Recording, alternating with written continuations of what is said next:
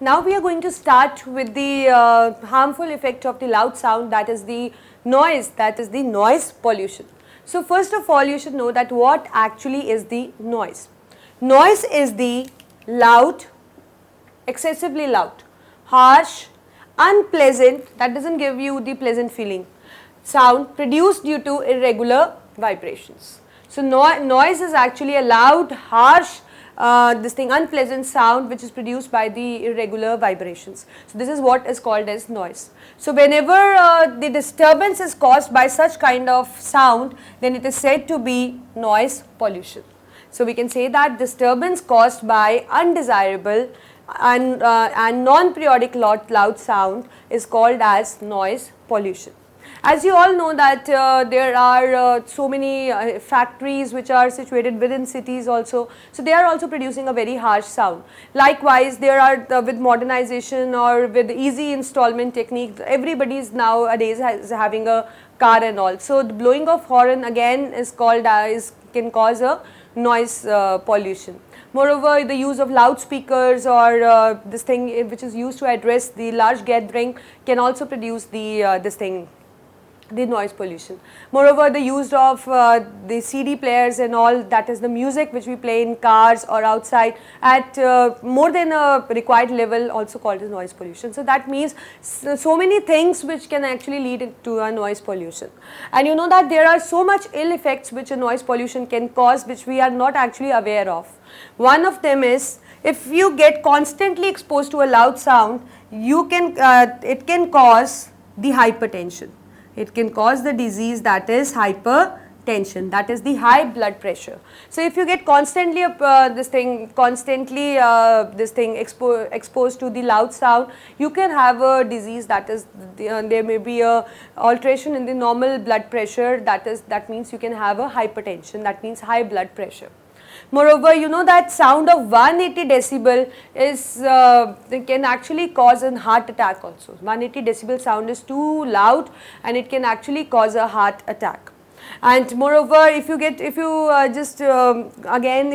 exposed to a louder sound, then what happened? It can cause the permanent deafness also. That means it can cause the defect of the ear. That is, you won't be able to hear the low sound. And moreover, it can also affect the eardrum, or you can actually lose the ability to hear also. That means it can cause the deafness also. Moreover, it can cause an irritation, because if there is so much loud sound, you are not able to concentrate on your work. So it may cause an headache, an irritation, or change in the behavior, and moreover, it may cause loss in the concentration of work. Suppose you are studying at your place and there is lot of things, lot of horns or lot of loudspeakers, the loud sound is being produced, so you won't be able to concentrate in your work, and you will feel irritated, and moreover, you'll have an headache because you won't be able to concentrate here, and that noise may be disturbing you. So that means it can have such kind of ill effects. But we can actually, you know that there are so many ill effects of many things, so we can actually take preventive measures in order to control, because there is nothing which we cannot control. So there again we can control the noise pollution. How? We can use the vehicles with proper silencers, because if we'll use the vehicle with proper silencer, they will produce less noise. Moreover, use of amplifiers and loudspeakers should be banned. The use of amplifiers and loudspeakers should be banned, because they produce lot of loud sound. Like there is some function which is taking place there, and they're playing DJ. So you are also you're not invited, but still you feel that kind of irritation, because that music, maybe you don't require the music that time. They all must be dancing on that dance numbers, but you feel irritated because you are somewhere engaged in some other household work or in your studies and all. So that means the use of amplifiers and loudspeakers should be banned. Moreover, at noisy places, we can actually make use of earplugs, so that it doesn't cause any impairment of the ear, that means any defect in the ear. So we can actually make use of earplugs. Moreover, we can use the sound absorbing materials like cushions, curtains, carpets and all. They can actually absorb the sound.